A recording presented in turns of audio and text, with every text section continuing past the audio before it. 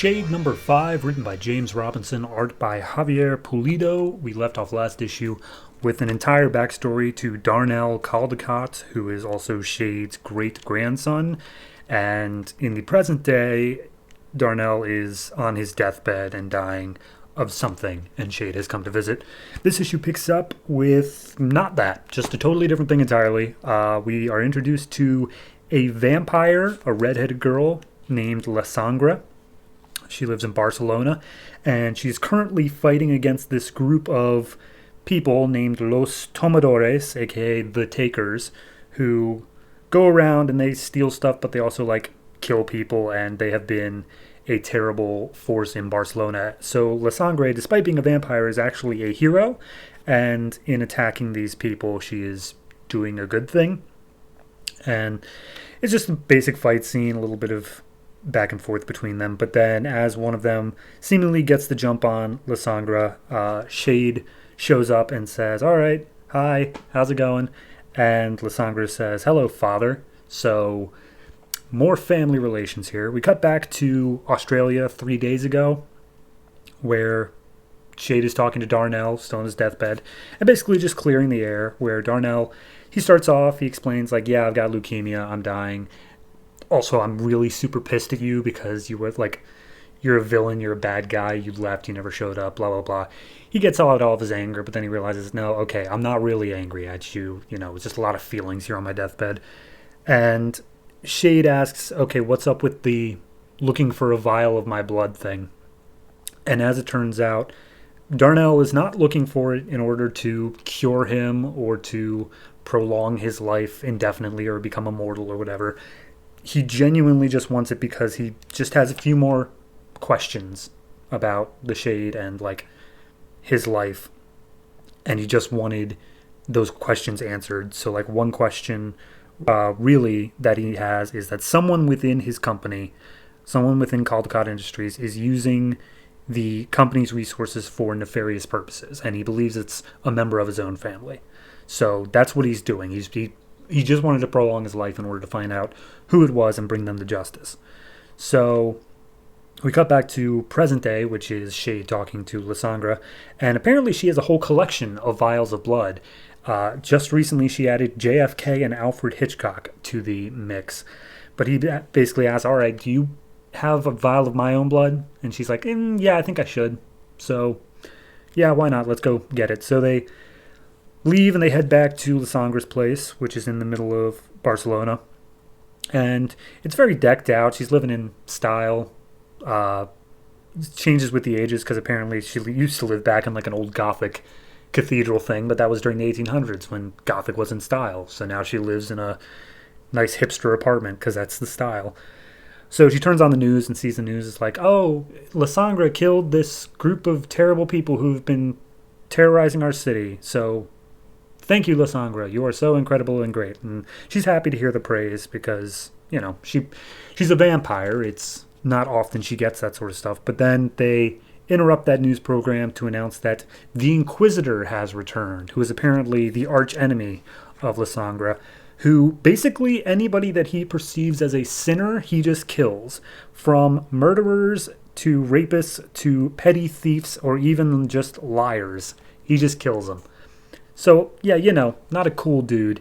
But he shows up and makes an announcement that he's taken over Fashion Week in Barcelona, has taken a bunch of models hostage, and if La Sangre doesn't show up to be killed in their place, he'll start killing them, and he already has the face of one of them cut off because she was crying too much. So La Sangre takes this personally and says, all right, I got to go fight him. Then we get a little backstory on how La Sangre came to be. It was a ship that was on its way to Africa. Shade was on board, and in the middle of the night, a bunch of pirate vampires stormed the deck, started eating people alive, and at one point they came across a newborn and started to bite into it, but Shade intervened and just took out all the vampires on board. And the vampire venom was already making its way through the baby. So he tried doing the rattlesnake bite thing. That's what I meant to say.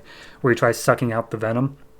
And theoretically it worked, but it still turned her into a vampire. Like, she didn't die, so that was a good thing. But she did turn into a vampire and is technically undead now. And she aged up. She got to be about like 15, 16 visually, but then just stopped and remained that way for the rest of her now immortal life. So then we see them making their way through the streets of Barcelona. They're talking about the Inquisitor, and she says how she has to do this alone, but Shade's like, well, I mean, I think that I could probably help because I'm, me. So she begrudgingly takes his help, and the issue ends with them storming into wherever the Inquisitor is hiding out.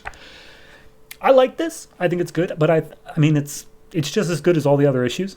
Like, it's not anything that's standing out, but this whole series has been pretty solid in terms of storytelling the whole way through. It's setting up a good mystery, but it also just feels very meandering. Like, it's going to get to wherever it's getting in the long run, but we're on issue 5 now, and we've already been through an entire flashback issue, an issue where you had to fight a lizard god, an issue where you, like, came back from fighting Deathstroke. Like, this is just very much of, what I guess it really does settle down on, if you are immortal, you don't have to rush for anything.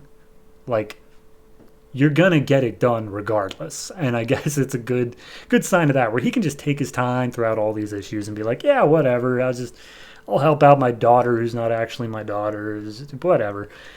So obviously the Caldecott thing is the main driving force, and I'm looking forward to seeing how that's resolved or pivots into something new again. But it feels like we do finally have a thing that is going to stick around as the bigger thing, where it's somebody's using these massive resources and wealth from the Caldecott industry to do terrible things. That seems like it's the peak, but this is also a thing where a guy is living darkness. So I don't know. Oh, one thing I forgot to mention is that the night that he took the poison out of Lysandra was actually the night that he lost his human blood. Like, the vampire poison turned it into just complete darkness. So that might come up. But yeah, it's good. It's just as solid as it has been.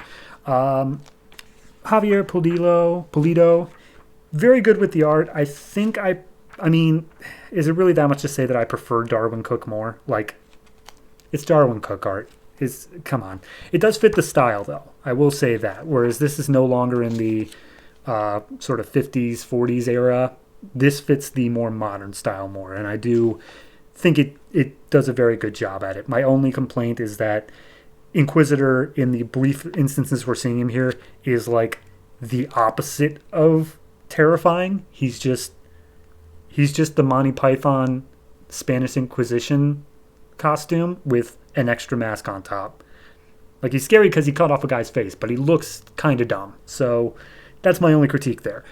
Everything else, perfectly fine. I would go ahead and give this a 7 flat. I was thinking 7.5, but honestly, I feel like it's just kind of its own little side story right now, and we're just like, yeah, he has to go meet his vampire daughter, whatever. We'll get back to the Caldecott stuff eventually, which, okay, I guess. If it's fun, it's fun, and it seems like it will be, but this issue right now is just setting up whatever the next issue is going to be. So, yeah, 7 for this one. Definitely looking forward to seeing how we get back on track, though.